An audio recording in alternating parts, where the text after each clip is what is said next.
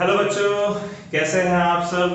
तो बच्चों मैं उम्मीद कर रहा हूं कि आप लोग mechanical properties of fluids chapter अच्छे से पढ़ रहे हैं, क्योंकि ये बेहद इंपॉर्टेंट चैप्टर है। और अब हम लोगों ने फ्लूइड डायनेमिक्स स्टार्ट कर दिया है। फ्लूइड डायनेमिक्स के बारे में हम लोगों ने स्टीम लाइन, कॉन्टिन्यूटी इक्वेशन और बर्नौलीज प्रिंसिपल के बारे में हम लोग पढ़ चुके हैं। आज हम लोग एक तरीके से बर्नौलीज प्रिंसिपल के एप्लीकेशन को देखने जा रहे हैं, यानी हमारा आज का टॉपिक है टॉरिसलीज लॉ। ठीक है, ये जो टॉरिसलीज लॉ है इसमें हम लोग बर्नौलीज प्रिंसिपल को अप्लाई करने जा रहे हैं। ठीक है बच्चों, देखिए इटालियन फिजिसिस्ट टॉरिसली जो हैं उन्होंने देखा कि अगर हमारे पास एक कंटेनर है, ठीक है, उन्होंने क्या एक्सपेरिमेंट किया, कंटेनर में फ्लूइड भरा और उस फ्लूइड के साथ एक्सपेरिमेंट किया। उस एक्सपेरिमेंट में कुछ इस तरीके से कि अगर हमारे पास एक कंटेनर है जिसका क्रॉस सेक्शन एरिया A2 है, अगर हमारे पास एक कंटेनर है जिसका क्रॉस सेक्शन एरिया A2 है और उस कंटेनर में जो फ्लूइड है अगर वो Y2 हाइट तक भरा हुआ है, समझिएगा इस बात को। हमारे पास क्या है, हमारे पास एक कंटेनर है जिस कंटेनर में फ्लूइड भरा हुआ है और जिस कंटेनर में फ्लूइड भरा हुआ है उसका क्रॉस सेक्शन एरिया A2 है। कितना बच्चों cross section area? Cross section area A2 है और उसमें जो फ्लूइड है वो Y2 हाइट तक भरा हुआ है। टॉरिसली ने देखा कि अगर हम इसी कंटेनर में बॉटम से Y1 हाइट तक, जहां Y1 जो Y2 से छोटा है, Y1 जो है वो लेस देन Y2 है, तो अगर हम इसी कंटेनर में जिसका क्रॉस सेक्शन एरिया A2 है, जिसमें फ्लूइड Y2 हाइट तक भरा हुआ है और ये ऊपर से ढका हुआ है, क्लोज्ड है, इसमें अगर बॉटम से हम Y1 हाइट पर, जहां Y1 हाइट Y2 हाइट से कम है, इस Y1 हाइट पर एक छोटा सा ओपनिंग बना दे जिसका क्रॉस सेक्शन एरिया A1 हो। इस छोटे से ओपनिंग को बनाने पर क्या होगा कि इस कंटेनर में जो फ्लूइड प्रेजेंट है ये इस क्रॉस सेक्शन एरिया से फ्लूइड जो बाहर की तरफ फ्लो कर सकता है। जब फ्लूइड यहां से निकलेगा तो फिर वो हवा में होकर और फिर यहां गिरेगा। ऐसा ही होगा बच्चों। तो टॉरिसली ने देखा कि इस कंटेनर में अगर हम Y1 हाइट पर एक छोटा सा क्रॉस सेक्शन एरिया बनाते हैं तो उससे जो आउटकमिंग फ्लूइड है, जब वो फ्लूइड फॉल करेगा तब उसका जो मोशन होगा, ध्यान सुनिएगा, उस फ्लूइड का जो मोशन होगा वो फ्री फॉल मोशन जैसा होगा। इस चीज को टॉरिसली ने दिखाया। ठीक है, इसी चीज को हम लोग बर्नौलीज प्रिंसिपल लगाकर और सीखेंगे। क्लियर है? तो हमने अभी तक क्या सीखा कि हमारे पास एक फ्लूइड है, हमारे पास एक कंटेनर है जिसमें फ्लूइड भरा हुआ है, ये फ्लूइड Y2 हाइट तक भरा हुआ है और इस कंटेनर का क्रॉस सेक्शन एरिया A2 है। ये कंटेनर ऊपर से हमारा बंद है, ठीक है, और मान लेते हैं कि यहां पर जो फ्लूइड हमारा है, ये पूरे फ्लूइड, इस फ्लूइड की डेंसिटी रो है। कितनी डेंसिटी है? रो है।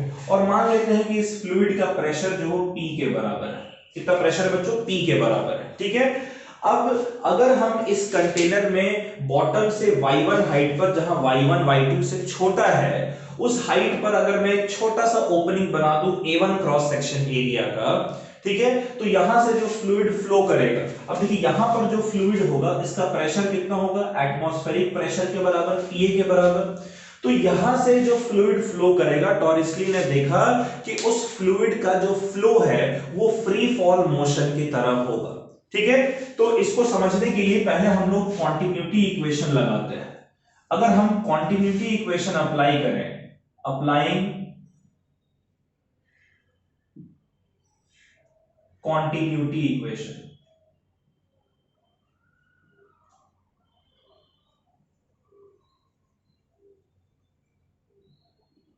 ठीक है बच्चों, अगर हम लोग कॉन्टिन्यूटी इक्वेशन लगाएं, देखिए यहां पर एरिया है A2, ठीक है, और मान लेते हैं कि यहां से जो फ्लूइड आपका फ्लो कर रहा है वो V1 स्पीड के साथ फ्लो कर रहा है। ठीक है, अब देखिए अगर यहां से फ्लूइड V1 स्पीड के साथ फ्लो करेगा तो जाहिर सी बात है धीरे धीरे ये लेवल भी नीचे की तरफ जाना चाहिए।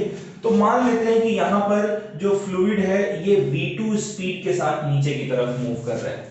ये बहुत ऑब्वियस सी बात है कि चूंकि एरिया A2 का ज्यादा है इसलिए कॉन्टिन्यूटी इक्वेशन के अकॉर्डिंग V2 जो है वो कम होना चाहिए और यहाँ एरिया A1 कम है इसलिए V1 ज्यादा होना चाहिए। अगर मैं कॉन्टिन्यूटी इक्वेशन यहां पर और यहां पर लगाऊं तो यहां पर हमारा हो जाएगा a2 into v2, a2 multiplied by v2, और यहां पर हो जाएगा a1 मल्टीप्लाइड बाई v1, और कॉन्टिन्यूटी इक्वेशन कहता है कि ये दोनों बराबर होंगे, है ना।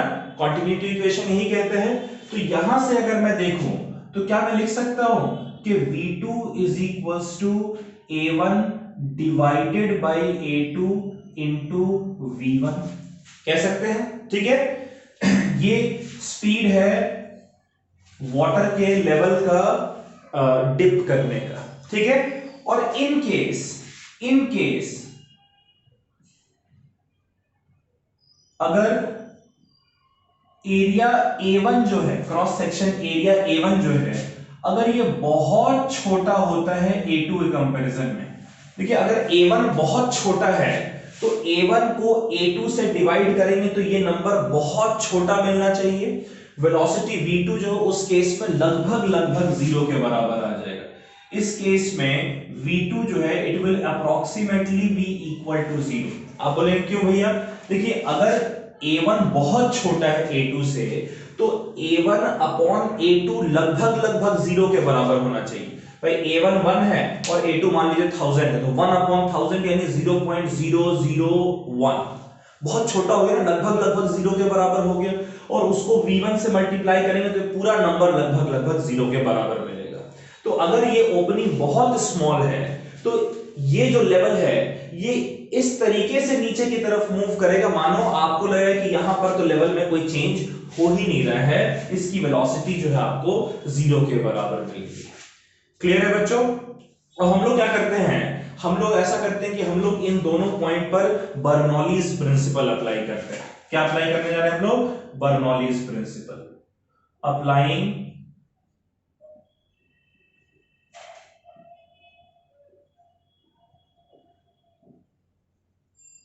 Bernoulli's principal.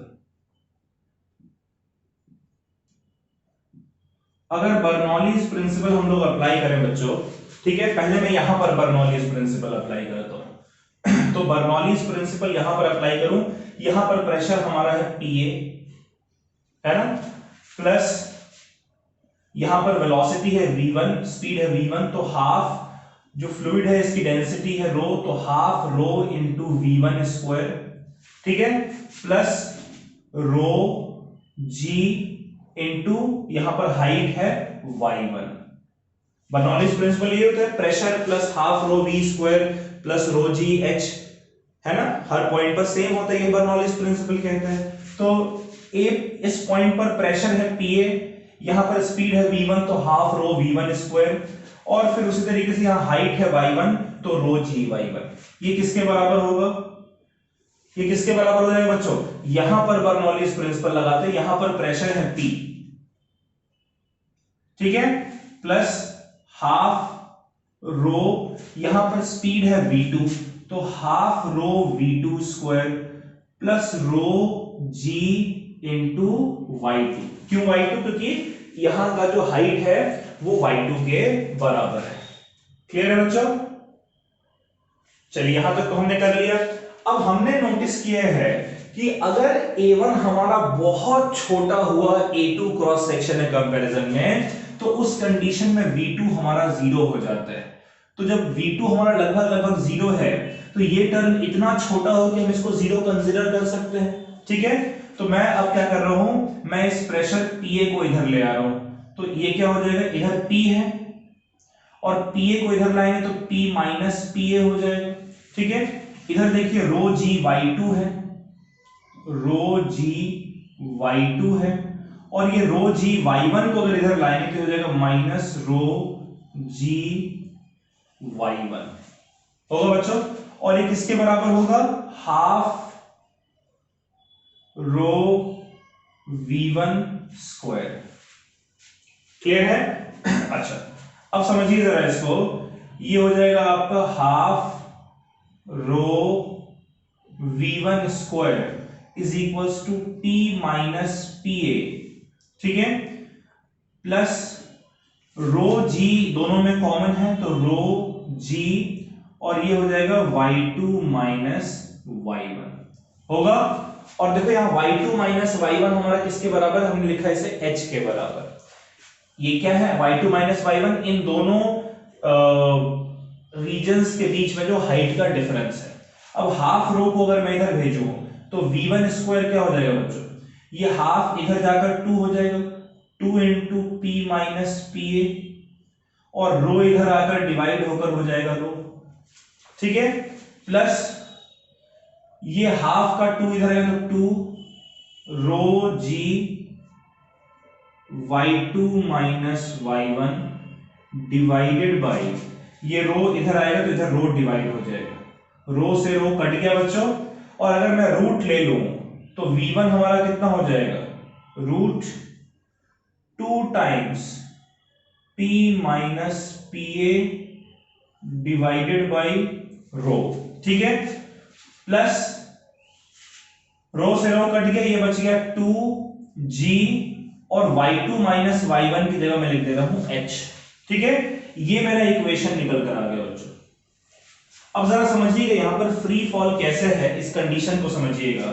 कंडीशन ये है कि if top of tank is open, if top of tank is open, अगर टैंक का जो टॉप है इसको भी हम लोग ओपन कर दें, इसको हटा दें, तो क्या यहां पर भी एटमॉस्फेरिक प्रेशर के बराबर प्रेशर होना चाहिए या नहीं होना चाहिए? अगर मैं इस टैंक को हटा दूं तो जितना प्रेशर यहां पर है उतना ही प्रेशर यहां होगा। आप बोलेंगे सर हाइट तो अलग अलग है तो प्रेशर अलग अलग होना चाहिए। देखिए ये हाइट डिफरेंस बहुत कम है, हमारे एटमॉस्फेयर के हाइट के कंपैरिजन में डिफरेंस बहुत कम है, तो उस केस में दोनों पॉइंट पर प्रेशर जो है हमारा सेम ही होगा।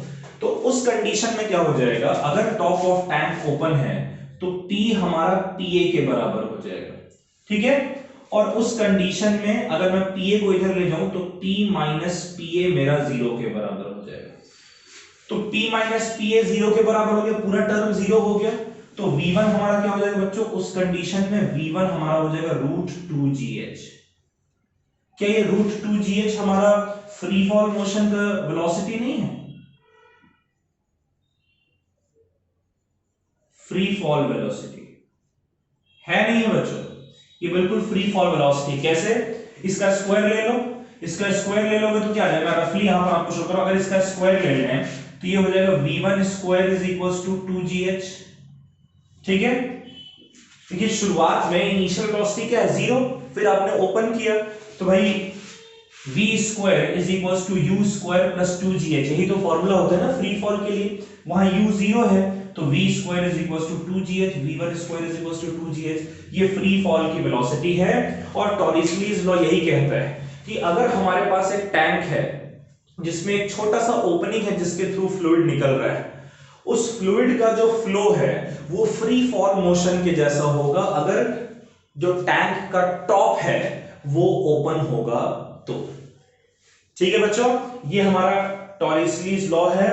अब जो नेक्स्ट क्लास हम लोग करने जा रहे हैं उसमें हम लोग वेंटुरी मीटर के बारे में पढ़ेंगे, तो तब तक आप टॉरिसलीज लॉ को अच्छे से पढ़ लीजिए। वेंटुरी मीटर में भी हम लोग बर्नौलीज प्रिंसिपल के एप्लीकेशन को ही पढ़ेंगे। ठीक है, चलिए बच्चों, bye bye, take care, stay safe. आज हम लोग यही समाप्त कर रहे हैं, इसको नोट कर लीजिए, पढ़ लीजिएगा, समझ लीजिएगा। नेक्स्ट क्लास में वेंटुरी मीटर करेंगे। ठीक है, चलिए बाय बाय।